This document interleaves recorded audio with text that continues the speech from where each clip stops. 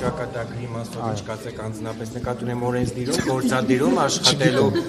ցանկություն Հավակնում եք նախագահի պաշտոնին։ Մենք որևէ հավակնություն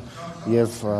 ճակատագրեր դեռ չենք քննարկել, եթե անկեղծ ես ինքս էլ դեռ չեմ մտածել դրա մասին։ Պարոն Ռուբինյանը թակված է օրենսդիրում թե գործադիրում։ Ես ոչինչի հակված չեմ։ Նախագահի ախորժակ ունեք։ Ես ախորժակ ունեմ միայն քյաբաբի եւ շաուրմայի, այն էլ բացառապես բարիս բուն իմաստով եւ ոչ գալուգացի օլիգարխի մտածած իմաստով։ Պարոն Ռուբինյան, այդ դեպքում սահմանադրությունում ինչու է նշված, որ պատգամավորների նվազագույն թիվը պետք է լինի 101 պատգամավոր։ Նարեկ ջան, այդ հարցերով երևի դիմեք սահմանադրական դատարանին, չգիտեմ, նախագահային խոսնակին։ Ես գիտեմ մեկ բան, այս հաստատ է, չգիտեմ մյուս մանրամասնությունը, բայց գիտեմ մի բան։ Տեսականորեն, եթե ընդդիմությունը մանդատները չի վերցնում կամ կեսից դնում,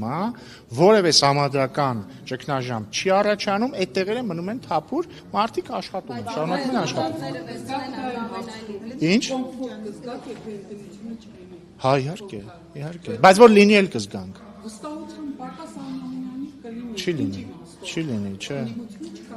Բայց ընդդիմությունը այսօր էլ չկա։ Մի հատ գնացեք էլ մտեք դալիճ տեսեք այնտեղ ընդդիմություն կա։ Չկա։ Դատար կաթոռներ են։ Մենք այսքան ժամանակ, այս վերջին 5 տարի, որպես ընդդիմություն տեսել ենք 50%-ով դատար կաթոռներ, այսինքն նիստերի կեսին տեսել ենք դատար կաթոռներ, մյուս կեսին տեսել ենք իրանց քաղաքական կոռումպացված ղեկավարների ապօրինի գույքը պաշտպանելու համար եկած մարդիկ։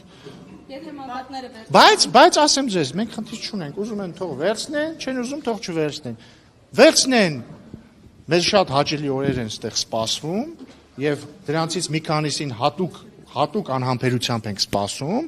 այդ թվում ես հատուկ անհամբերությամբ եմ սպասում մի քանիսին, չէ, չի մասնախոսքը։ Իսկ եթե չվերցնեն, էլի շատ հաճելի կլինի, վերջապես քաղաքակիրթ բանավեճեր տեղի կունենան, իրար հետ կբանավեճեն գուցե, չգիտեմ։ Մի մոռացեք հետևել մեզ Facebook-ում, ինչպես նաև բաժանորդագրվել մեր YouTube-յան ալիքին։